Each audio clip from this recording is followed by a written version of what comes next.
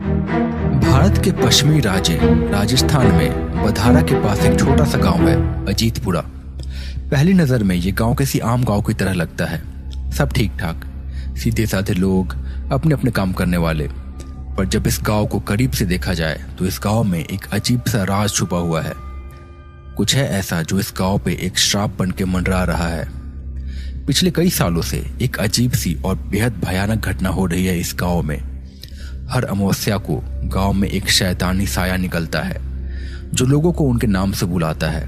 पर किसी ने अगर जवाब दिया तो या तो वो हमेशा के लिए पागल हो जाता है, या फिर हमेशा के लिए लापता, या फिर उसकी लाश किसी नारियल के पेड़ के पास मिलती है।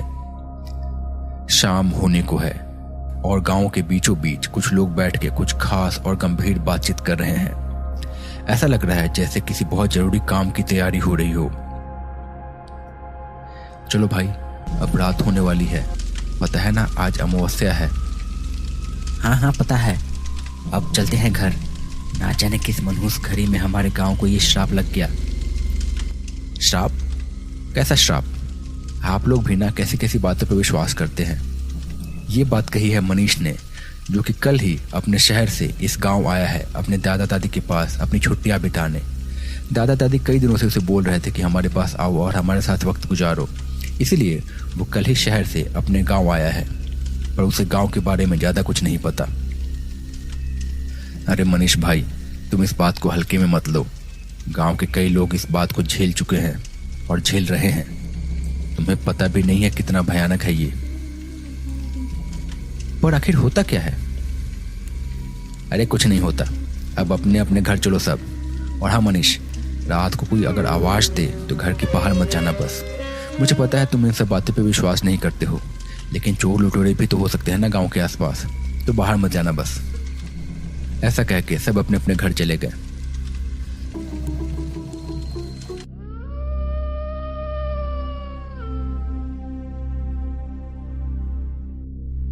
रात ढल आई।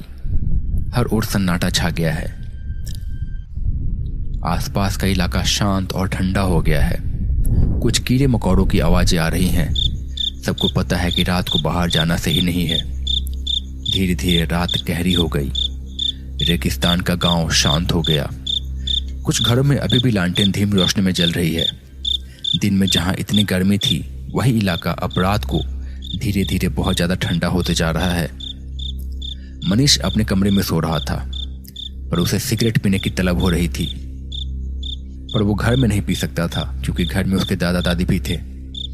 उसने बाहर ही जाके पीने का सोचा। रात को वो बाहर आया। बाहर आने के बाद उसे एक अजीब सी रोने की आवाज सुनाई दी। उसने देखा कि थोड़ी दूर पे एक करीब 8-10 साल का बच्चा बैठा हुआ है और बड़ी जोर जोर से रो रहा है। वो थोड़ी दूर आगे बढ़ा और मनीष ने उससे पूछा, कौन हो तुम और यहाँ क्या कर रहे हो?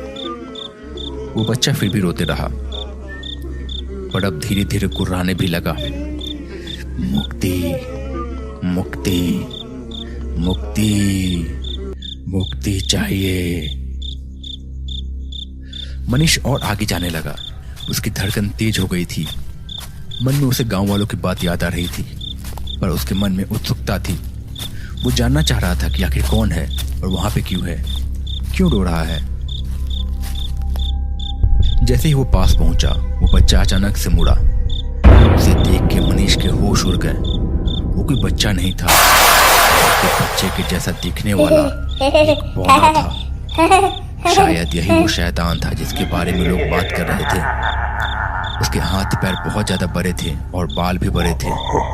सिर और मुंह बड़ा सा था और बहुत भयंकर था। मनीष ने उसे देखा और उसकी चीख निकल गई और वो वहीं पे बेहोश हो गया। जब उसकी आंखें खुली तो उसके दादा दादी उसे घेर के खड़े थे। उन्होंने उससे पूछा कि क्या हुआ, पर मनीष ने बताया कि शायद कमजोरी की वजह से उसे चक्कर आ गया। उसके दादा दादी ने भी बात को नजरअंदाज कर दिया। पर अगले दिन से उसकी तबीयत बहुत ज्यादा खराब रहने लगी। उसे लगने लगा कि हमेशा उसके सर में दर्द रहता है, बदन अकड़ा हुआ लगता है। धीरे धीरे मनीष बहुत ज्यादा कमजोर होने लगा। उसने खाना पीना भी बंद कर दिया। धीरे धीरे उसे देख के ऐसा लगने लगा जैसे वो झुकता जा रहा है। उसका कद धीरे धीरे कम होते जा रहा है। मनीष के दादा दादी सोच में पड़ गए। उन्हें समझ में आ गया था कि कुछ तो गड़बड़ है उसके साथ। उन्होंने पास के गांव से डॉक्टर को बुलाया। डॉक्टर ने देखा और कहा, समझ में नहीं आ रहा कि क्या हुआ इसे। सब चीजें नॉर्मल है, सारे रिपोर्ट भी सही आए हैं, पर फिर भी इसकी हालत इतनी ज्यादा खराब क्यों हो रही है। खैर, इसका ख्याल रखिए। कुछ दवाई लिख देता हूँ, समय पे देते रहिएगा। मैंने इसके लिए कुछ और भी टेस्ट लिखे हैं, वो करा लीजिए। मुझे उम्मीद है कि शायद इन दवाओं से ही ठीक हो जाएगा, वरना आगे के टेस्ट देखने पड़ेंगे। ऐसा कह के डॉक्टर वहां से चला गया। मनीष के दादा दादी उसे देखते रह गए। अगले दिन उसके दादा ऐसे ही सुबह सुबह गांव के सरपंच के साथ बैठे हुए थे। गांव में अक्सर लोग एक दूसरे के पास बैठ के बातें किया करते थे। सरपंच जी, मेरे पोते की तबीयत बहुत ज्यादा खराब हो गई है। समझ में नहीं आ रहा है कि क्या करूं। डॉक्टर को दिखाया, वैद्य को दिखाया, पर उन्हें भी समझ में नहीं आ रहा है। किसी और को दिखाना पड़ेगा फिर। उसकी तबीयत में कोई सुधार है कि नहीं? कहाँ कोई सुधार है? दिन पे दिन उसका शरीर जैसे गला जा रहा है।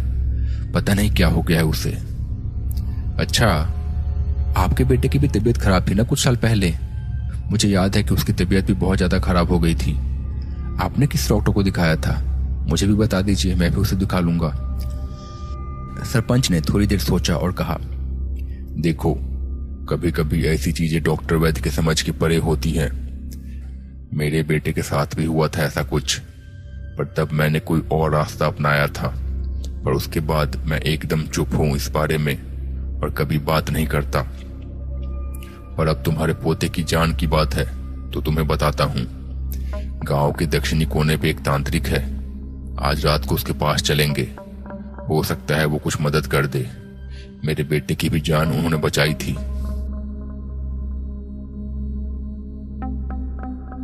एक छोटे से मकान में एक लड़का बिस्तर पे पड़ा हुआ है।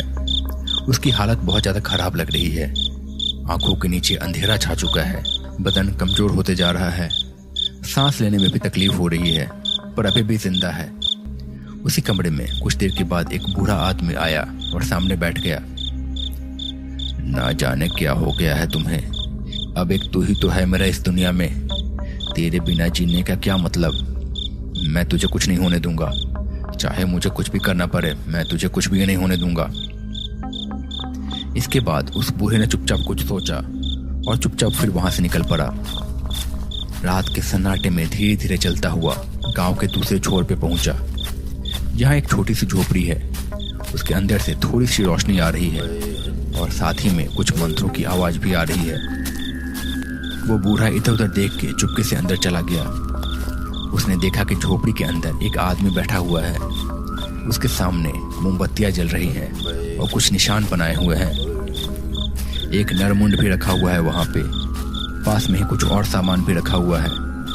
वो आदमी किसी तांत्रिक के जैसे लग रहा है। ऐसा लग रहा है जैसे किसी बहुत ही गंभीर सिद्धि में लीन है। बुढ़े ने उसके पास जाके कहा, महाराज महाराज महाराज, मदद कीजिए महाराज। बड़ी मुसीबत में हूँ। मेरा सब कुछ लुट जाएगा। बचा लीजिए महाराज, बचा लीजिए। कहाँ से आया है? महाराज, अजीतपुरा का ही रहने वाला हूँ। आपके गांव का ही हूँ महाराज। बचा लीजिए महाराज। तांत्रिक ने उसकी बात सुनी और फिर आंखें बंद करके धीमी आवाज में कुछ मंत्र पढ़ा।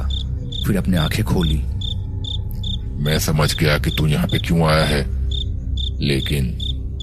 लेकिन मुश्किल है, बहुत अधिक मुश्किल है। तेरा बेटा सच में बीमारी से ग्रसित है और अब बस कुछ ही सांसें बची हुई हैं उसकी। इसमें मैं क्या करूं? डॉक्टर वैद्य को नहीं दिखाया? दिखाया महाराज, सबको दिखाया। जयपुर से दिल्ली हर जगह लेके गया। आधे से ज्यादा खेत बेच दिए इलाज में, लेकिन सभी ने हाथ खड़ा कर दिया। अब बस आपका ही सहारा है महाराज, बचा लीजिए। तांत्रिक ने फिर कुछ और सोचा और कहा, देख, तेरा बेटा अंतिम सांसें ले रहा है। इसकी जीवन शक्ति खत्म हो रही है। एक काम मैं कर सकता हूँ, लेकिन ये प्रकृति के नियम के खिलाफ है और ये तामसिक तंत्र है। महाराज दया कीजिए, मेरे बच्चे को बचा लीजिए। मैं जो कुछ भी हो करूंगा आपके लिए, बस बचा लीजिए उससे। अभी उसने दुनिया भी नहीं देखी है ठीक से। तांत्रिक ने फिर कहा, इसके लिए मुझे किसी और की जीवन शक्ति छीन के तेरे बेटे में डालनी होगी। रह पाएगा इस मन के बोझ के साथ? बोल, किसी और के बेटे को मार के अपने बेटे को खुश देख पाएगा? मैं कर लूंगा महाराज, मैं सब कुछ देख लूंगा, मुझे सब मंजूर है, बस आप उसे बचा लीजिए। ठीक है, मैं करूंगा, पर तू गांव का सरपंच है, इसके बदले तुझे तेरी आंखें मूंदनी होंगी। मैं कुछ भी करूं गांव में, कोई भी साधना करूं, तू कुछ नहीं बोलेगा और इस रात का जिक्र किसी और से कभी नहीं करेगा। अगर किसी से तूने कुछ बोला तो तुझे पता है मैं क्या कर सकता हूं। मुझे मंजूर है महाराज, सब मंजूर है। ठीक है, कल इसी वक्त आना फिर से यहाँ पे, मैं संभाल लूंगा, पर अपना वादा मत भूलना, वरना तुझे पता है ना मैं क्या कर सकता हूँ। हाँ महाराज, आपकी जय हो, आपकी जय हो।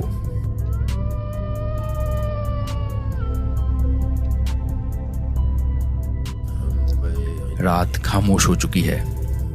तांत्रिक अपनी झोपड़ी में बैठ के कुछ ऐसे ही मंत्र पढ़ रहा है। उसके पास मोमबत्तियां जल रही हैं और पास में ही एक हरे रंग का नारियल रखा हुआ है। उस नारियल पे कुछ धागे बंधे हुए हैं और काले रंग से तिलक लगाया हुआ है। कुछ देर के बाद तांत्रिक झोपड़ी से बाहर निकल आया, नारियल हाथ में लेके। एक ऐसे घर की तलाश में जिसमें कोई अकेला आदमी रहता हो और जो स्वस्थ हो। कुछ दूर टहलने के बाद वो एक घर के पास पहुंचा। ये घर टिंकू बौने का था। गांव के लोगों ने इसे पूरी तरह से अपनाया नहीं था और उसके माता पिता नहीं थे। अपने छोटे से घर में वो अकेला रहता था। तांत्रिक घर के पास पहुंचा और एक अलग आवाज में उसने बुलाया, टिंकू, टिंकू सुनो, आओ तो बाहर। कुछ देर में टिंकू बाहर आया। जैसे ही वो बाहर आया, उस तांत्रिक ने उस पर कुछ राख फेंकी और टिंकू गिर पड़ा। फिर तांत्रिक ने मौका देख के उसका गला रेत दिया और फिर नारियल को उसके पास लेके गया। फिर वो चुपचाप अपनी झोपड़ी में लौट आया। उसके कुछ ही देर में गांव का सरपंच वहां पहुंचा। ये लो नारियल, इसे अपने बेटे के पास लेके जाओ, इसका पानी अपने बेटे को पिला देना, वो ठीक हो जाएगा, पर अपना वादा मत भूलना। सरपंच ने नारियल ले लिया और ले जाके अपने बेटे को पिलाया। अगले दिन से उसके बेटे की तबीयत ठीक हो गई, पर टिंकू बौने की लाश जाने कितने दिनों तक वहीं पड़ी रही। गांव के दक्षिणी कोने पे एक तांत्रिक है, आज रात को उनके पास चलेंगे, हो सकता है वो कुछ मदद कर दे। मेरे बेटे की जान भी उन्होंने बचाई थी। हाँ ठीक है, इस समय तो जो भी सहारा दिखे अच्छा है। रात फिर से घिर आई। सन्नाटे में धीरे धीरे वो लोग किसी तरह से तांत्रिक की झोपड़ी के पास पहुंचे। अपने साथ जैसे तैसे वो लोग मनीष को भी लेके गए थे। उनके साथ एक और आदमी भी था जो कि सरपंच का वफादार था। सरपंच झोपड़ी में गया। उसने देखा कि वो तांत्रिक चुपचाप झोपड़ी में बैठा हुआ है। महाराज, महाराज नमस्ते, कैसे हैं आप महाराज? तांत्रिक ने उन्हें देखा और कहा, कौन हो तुम और इस वक्त यहाँ क्या कर रहे हो? महाराज, आपको याद होगा कुछ साल पहले मैं आपके पास आया था। मेरे बेटे की तबीयत बहुत ज्यादा खराब थी, आपने उस वक्त मेरी मदद की थी। हाँ, याद आया मुझे, पर मुझे ये भी याद है कि तुम्हारे बेटे को बचाने के लिए मुझे क्या करना पड़ा था, पर अब मैंने ये सब छोड़ दिया है। उस दिन के बाद से इतने साल मैं जैसे तैसे बचते आ रहा हूँ, खुद में उससे छुपता फिरता हूँ।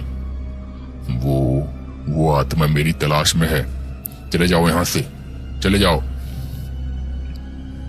पर महाराज, मेरे पोते को देख तो लीजिए एक बार, मैं उसे लेके आया हूँ साथ में। तभी उस कमरे में एक आदमी मनीष को लेकर दाखिल हुआ। तांत्रिक ने उसे देखा और सहम गया। दूर करो उसे, दूर करो इसे, हटाओ इसे, ले जाओ इसे यहाँ से, ये मुझे नहीं छोड़ेगा, भगाओ इसे यहाँ से, भगाओ। सरपंच और मनीष के दादा को समझ में नहीं आया कि क्या हो रहा है। पर धीरे धीरे सब साफ हो गया। धीरे धीरे मनीष के कंधे पे उन्हें कुछ नजर आने लगा, एक बेहद भयानक सा बौना शैतान। उन सबको समझ में आ गया था कि उसी की वजह से मनीष की तबीयत शायद खराब थी। वो तांत्रिक को देख के घुर्राने लगा और कुछ बड़बड़ाने लगा, बदला बदला। फिर अचानक से वो तांत्रिक की ओर झपटा और पल भर में ही उसने तांत्रिक को मार डाला और उसके बाद वो हवा में ही कहीं घुल गया। शायद उसका बदला पूरा हो गया था और शायद इसी के साथ उसे मुक्ति मिल गई थी। मनीष को भी अचानक से बेहतर महसूस होने लगा और उसके बाद गांव में कोई भी घटना नहीं घटी। शायद इसी के साथ बरसों पहले जो तांत्रिक ने बौने के साथ गलत किया था उसकी भरपाई हो गई थी।